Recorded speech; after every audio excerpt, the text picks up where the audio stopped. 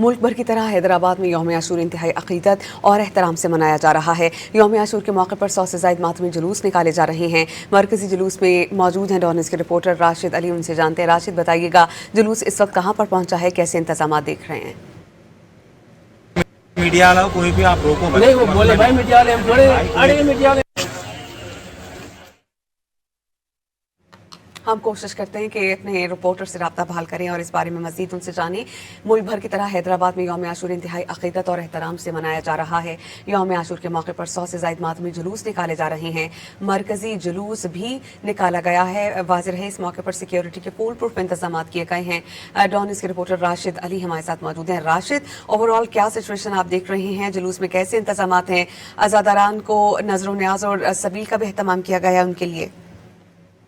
जी बिल्कुल, यौम आशूरा के मौके पे हैदराबाद में जो है मरकज़ी जुलूस अंजुमन हैदरी की जानिब से जो है मुलाले कदम से बरामद हो चुका है, जो अपने रिवायती रास्तों से होता हुआ जो है करबला दादन शाह पे इख्तिताम पजीर होगा। जुलूस की गुज़रगाही रास्तों को जो है खारदारी तार लगा के और कनाते लगा के सील किया गया है।